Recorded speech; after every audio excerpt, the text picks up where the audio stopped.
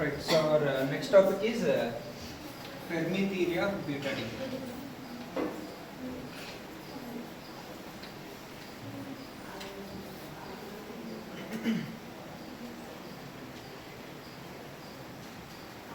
Okay. So this beta decay. Earlier assumptions were it's like electron pre-exists in the nucleus, so that that electron proton count will lead to a neutral charge like neutron. So that kind of assumptions were there, and further we have seen that when you apply Heisenberg uncertainty principle, electron with that small size and small energy cannot exist in the nucleus. So it is generated just before it comes out of the nucleus. So the equation that is considered as this: a neutron can become a proton plus an electron. Otherwise, a proton can become a neutron plus a positron.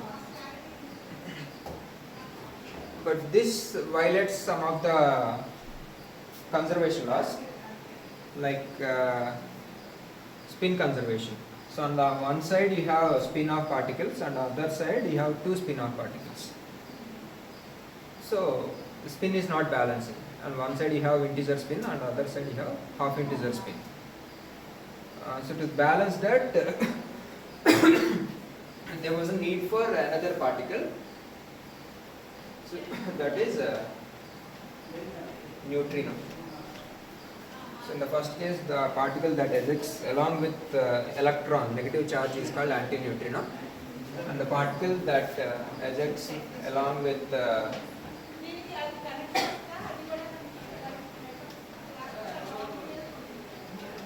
positron is the neutrino. So here spin not balanced.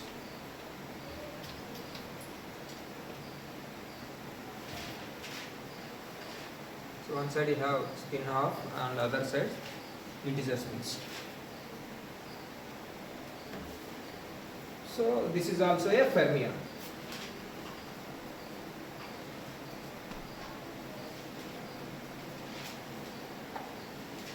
So this is also a fermion. So the spin issue was resolved. And initially it was assumed like it is a massless particle. Later it is concluded that it has less mass, very minute amount of mass. So, so that is the equation. So now how to deal with this? How to arrive at the energetics of this reaction? So we need to see that, we need to apply the quantum mechanical concepts to that.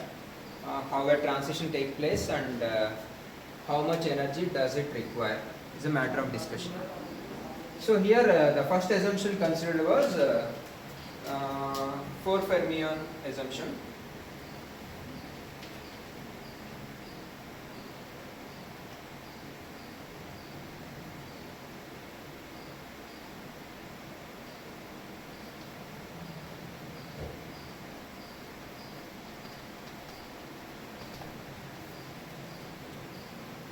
So a 4 fermion interaction was assumed, like at a point of reaction. So all the 4 fermions are interacting at the same space-time. So that was the first assumption. All 4 fermions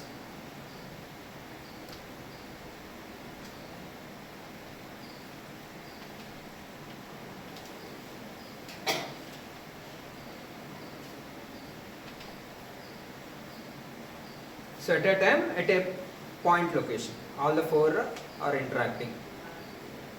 So after the so 2 are coming into the point of interaction, and 2 are ejecting out of the point of interaction.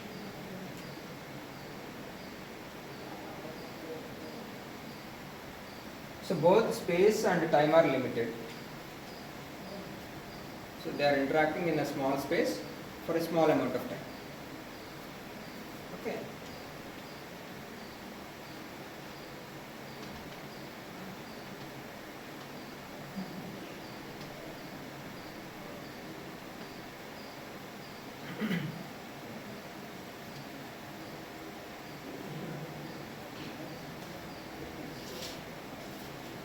and after interaction also there is no interaction between the exactiles.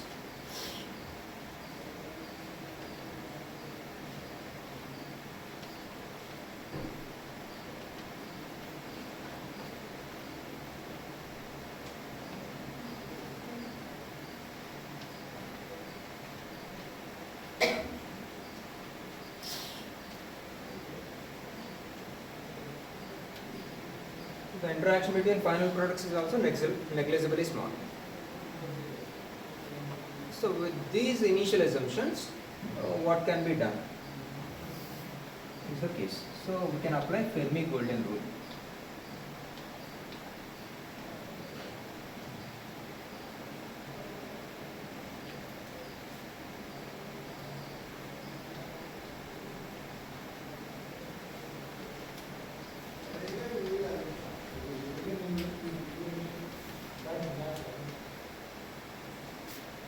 So there is a standard formula for these small interactions.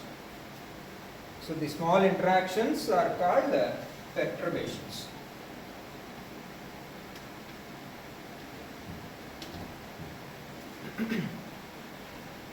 So in quantum mechanics, those small interactions, compared to the actual reaction or compared to the actual energies involved, whatever other energies that we are considering are negligibly small. After interaction, after the nuclear reaction, the interaction between the emergent particles is negligible. So there is a high energy involved during the nuclear reaction. So compared to that, these interactions are negligibly small. So that small scale interactions are called perturbations. So there is a separate branch of quantum mechanics which deals with those small scale interactions compared to the original energy involved in the system. So in that perturbation theory also, this Fermi golden rule deals with the time dependent perturbation. This Fermi golden rule deals with time dependent perturbation. So it especially deals with how this transition rates from one state to another state take place.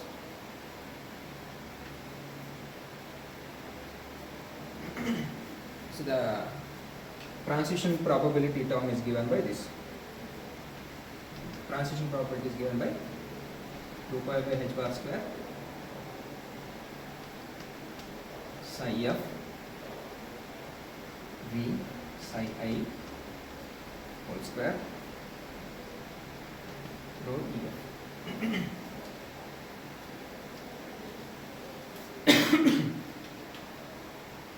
So here V is the interaction energy, psi I is the initial state, psi f is the final state.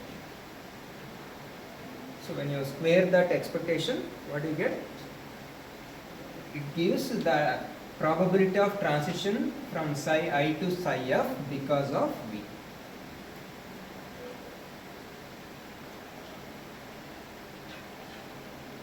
So this is probability density, we are squaring it. So ultimately you get probability of transition from psi I to psi f because of V. And we are multiplying that probability with density of states. So how many such states exist with energy EF, final energy, I am considering final energy. So how many such states exist multiplied by probability gives you the total decay transition probability.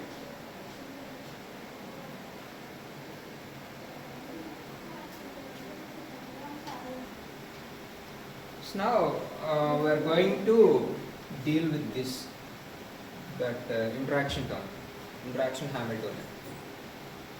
So how to write that? So psi f v psi I is given by psi d star.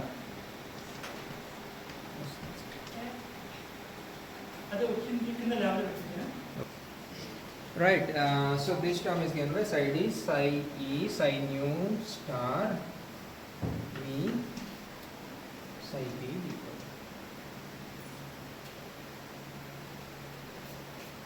So here psi p is the parent term. nucleus wave function. Psi d is the daughter nucleus.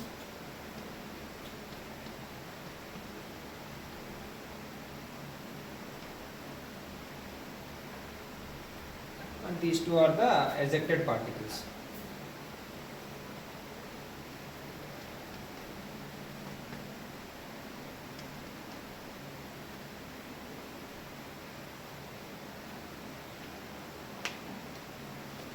So this is the initial state and this is the final state of the system.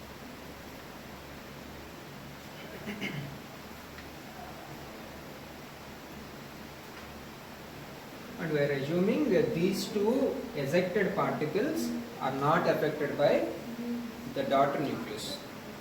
So the resultant nucleus is not able to affect it. So I consider them as free particles. So psi e is 1 by square root v e power I p e r by h bar. Psi nu is 1 by square root v e power I p nu r by h bar. So I am assuming the two ejectile particles are free particles because of this.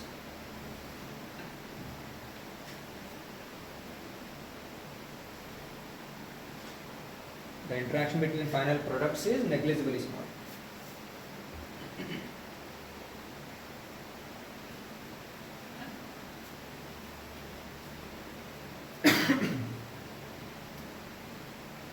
And I am taking R is very, very small.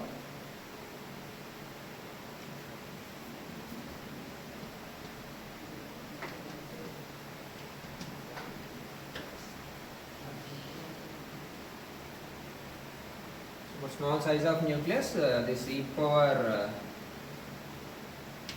ikx can be written as 1 plus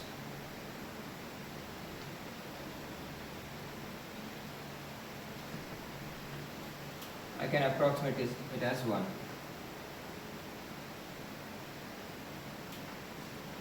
E power x can be written as 1 plus x square plus x cube by 2 factorial.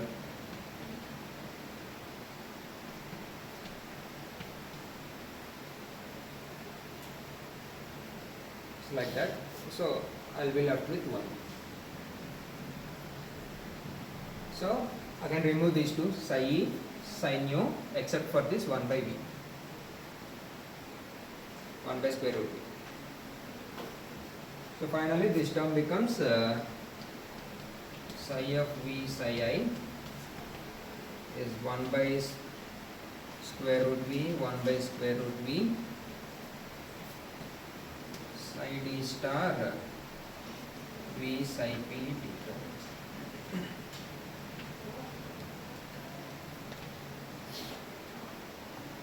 And I call this integral as MIF, interaction between initial and final states. Interaction Hamiltonian for initial and final states. So in total, W is 2 pi by h bar square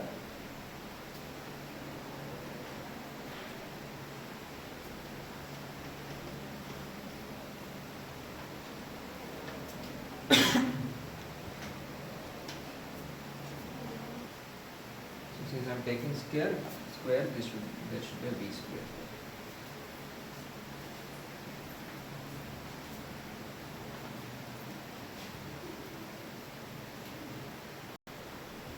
So up to this level I assumed no interaction. So this is a very small interaction. So all the results we have obtained are for no interaction case. We are assuming all the ejectile particles are free to move without the influence of the daughter nucleus. So now, till now we have considered only no interaction. Now we are considering a small interaction. Small interaction between the daughter nucleus or product nucleus and the ejected particles. So that Coulomb interaction term, like the interaction between proton and the ejected electron, are the neutron and the positron. Okay, so that can be given by this. So by inclusion of that Coulomb term, we get 2 pi by h bar square 1 by v square mod m I f square f z comma q rho of u.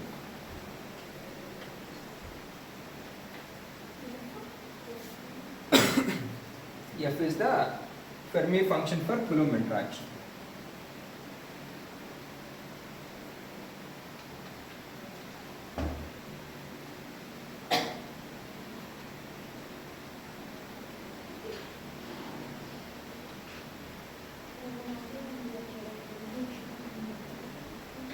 F is the Fermi function for Coulomb interaction.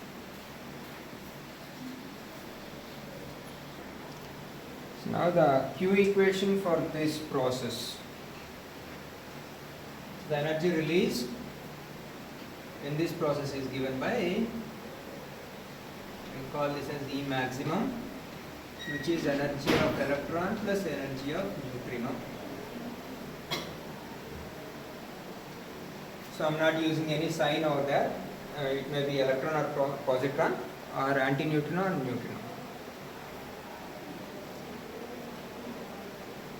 So the maximum energy. So I am assuming the nucleus, the product nucleus is also at rest. So whatever energy converted is completely transferred as kinetic energy to the two ejectile particles. So here product nucleus is at rest.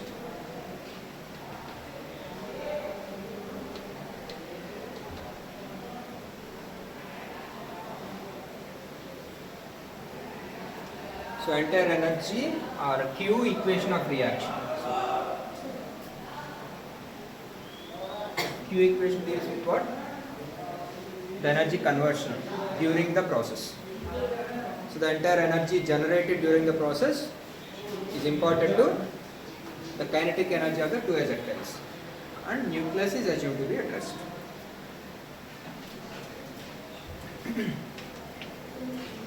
So now, and here E nu is Cp nu. Here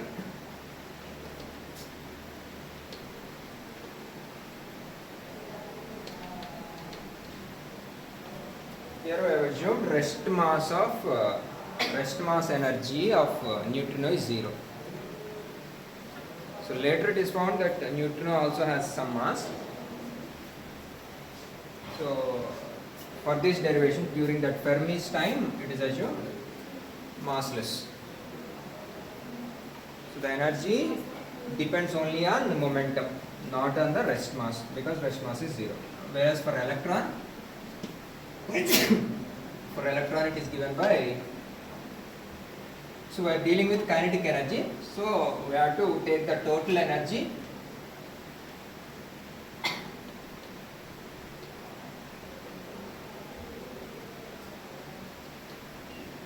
minus rest mass energy.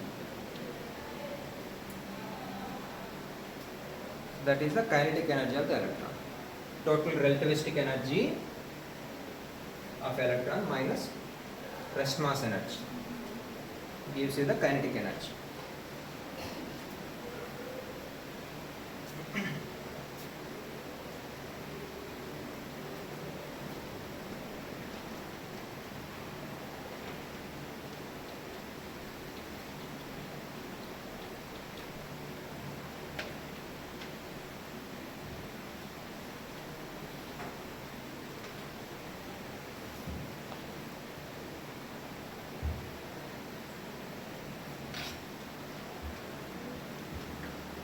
So dealing with this term is over now. Now we are going for the second term, the density of states. This is the number of states per unit volume. So here I am assuming the nucleus has a particle in three-dimensional box. So the wave function, state function is given by sine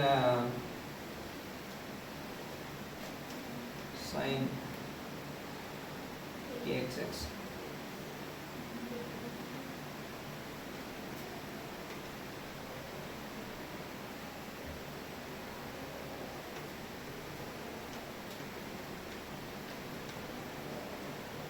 So that is the wave function for particle in three-dimensional box. And k value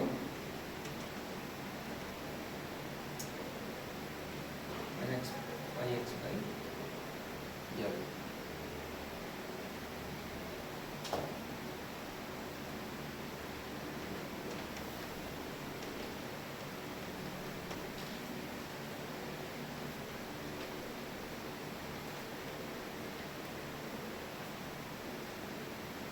So I'm assuming all the three sides are equal.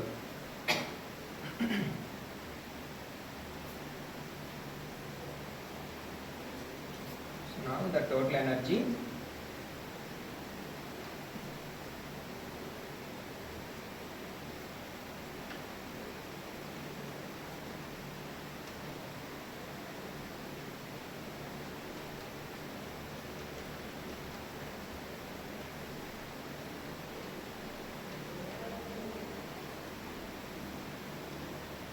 h bar square k square by 2m, h bar by 2m, pi square by L square, and x square plus ny square plus nz square.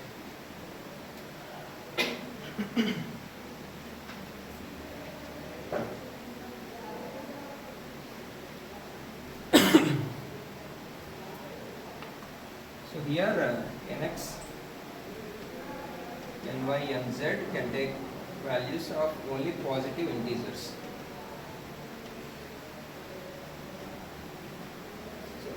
All the values start from 1 and take only positive values. So the maximum number of states, n maximum, is given by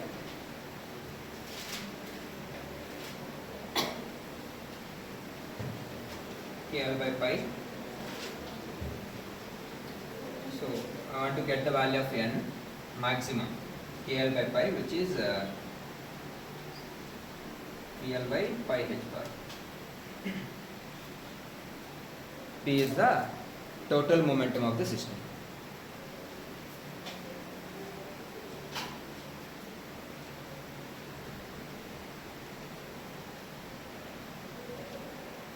Sum of all these momentas, this P.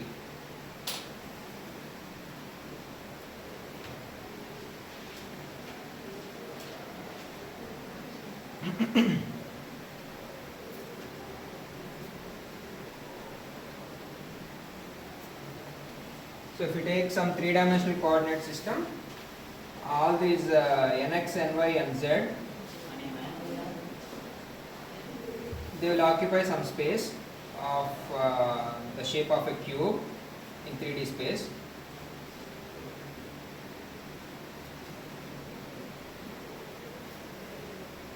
And what you have to do, density of states. To get the density of states means number of states per unit volume. So we have to divide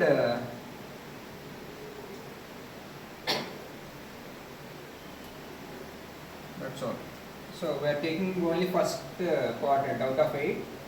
So it is the total number of states is given by 1 by 8 times 4/3 pi r cube. So PL by pi h bar cube. So total number of states is given by that 4/3 pi r cube. So if you consider the total thing as a sphere, then only the first octant, only positive octant will have states. So I am taking 1/8 of the volume of the sphere with radius n maximum.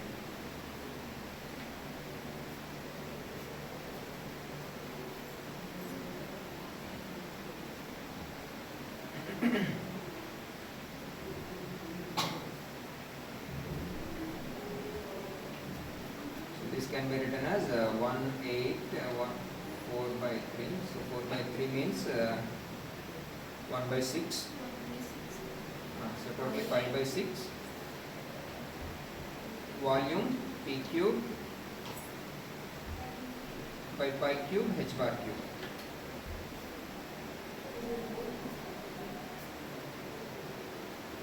So if I take dn, variation in number of states, I have to take the derivative.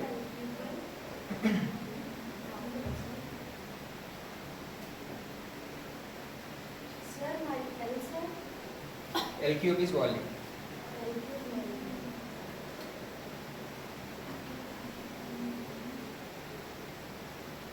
So you'll get 3p square here. So 3p square pi by 6 v by pi cube h bar cube. So which is nothing but vp square dp by 2 pi square h bar cube. Vp square dp 2 pi square h bar cube.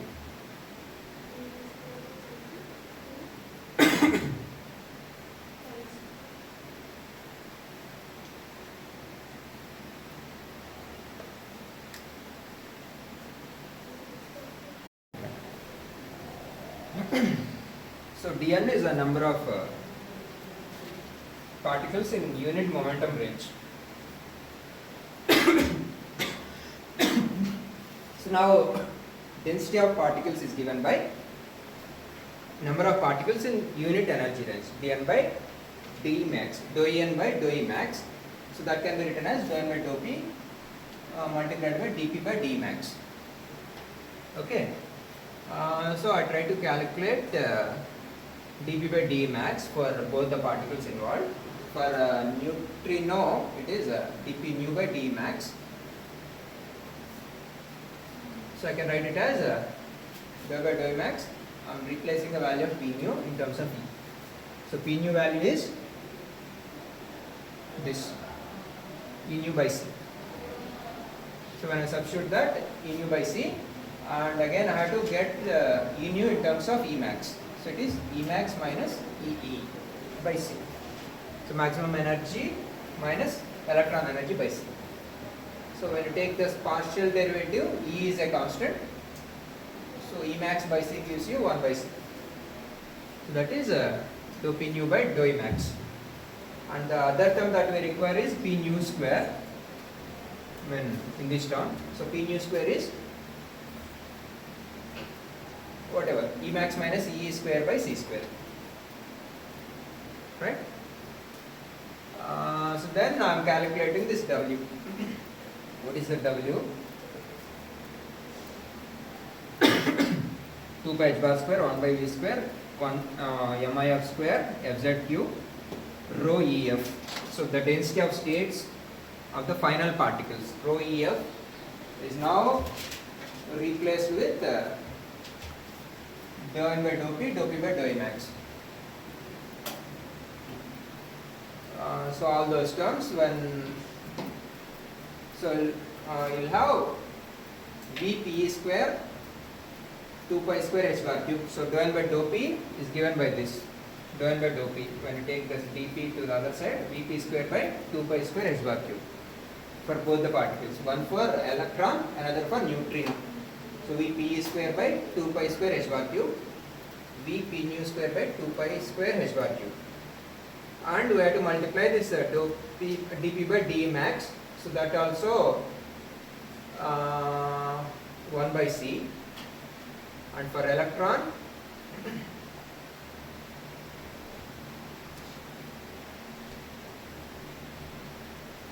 right. So you'll get all the other terms. So now I am considering number of beta particles emitted in the reaction. The number of beta particles emitted in the reaction is now proportional to the transition probability. And here I have to consider only electrons. Right? So it is proportional to the transition. So more the number of decay transitions means neutron is converting to proton or proton is converting to neutron. These are the decay transition and the transition probability. So the number of beta particles emitted is proportional to transition probability. I call that proportional constant as C. So it is CW. So in total I'll get 1 by 2 pi, those proportionality constants, 2 pi square h bar power 7 C cube, C times this W, Fz cube, MIF square, and I have to consider only this electron momentum. This V square is also getting cancelled here. So P square, E max minus E square. Right? And out of that, I am taking out this term, dn by dp, dn beta by dp, dn by dp, 1 by p square, 1 by fz. So once I remove all those terms, I will be left with E max minus E square. And this is a MIF square is a proportionality constant, whatever the rate of transition. That is also a number. So I will be left with E max minus E. So what is this equation? The number of beta particles emitting per unit momentum range, dn by dp, is proportional to energy of the neutrino.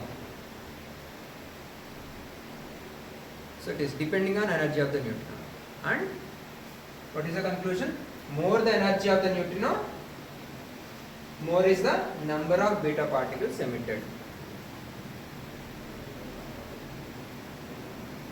Ante so if neutrino takes away more amount of kinetic energy, you get more number of beta particles.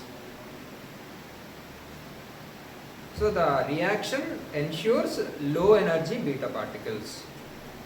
So if you draw a graph between energy and this rate of transition dn by dp, it is a falling curve. Okay, so it is a falling curve. What does it mean? So with the rise in energy of the electron, dn by dp reduces. That means number of particles emitting per unit momentum range reduces with the rise in energy of electron. So if the beta particles gain more and more energy, their number reduces. That is why it is proportional to energy of neutrino. Okay, so that can be verified even here. So if you draw a graph between momentum of the electron and the number of electrons, you can see the number is lower, higher for low energy, low momentum case. So when the momentum is low, number of electrons emitted is high, and when the momentum increases, number of electrons also reduce. Okay, so all this is happening because of what? So what is the control parameter? The control parameter here is this Coulomb term developed by Fermi. Okay, and if you see between beta minus and beta plus, this beta plus is shifted away. So that means what? We require more energy or more momentum to generate a beta particle compared to beta minus. So it is difficult to generate a positron compared to electron. Electron generation is easier. Why? Here the probability of transition is proportional to Coulomb interaction. In this, in which case the Coulomb interaction is higher here? Between proton and electron, Coulomb interaction is higher. So when the Coulomb interaction is higher, transition probability is higher. And Coulomb interaction allows both the particles to sit together. So it prefers an interaction between the proton and electron. Those reactions are more probable, and that interaction itself stops the electron there. So entire energy will be transferred to the neutrino. So this reaction probability is high, and when the reaction probability is high, neutrino will gain more energy. Because of Coulomb interaction, probability is high, and the same Coulomb interaction will stop the electron motion. that is why the electron momentums are very low compared to positron momentums. And with the rise in electron energy, total probability of electron emission itself reduces. So these are the conclusions driven from Fermi theory of beta decay.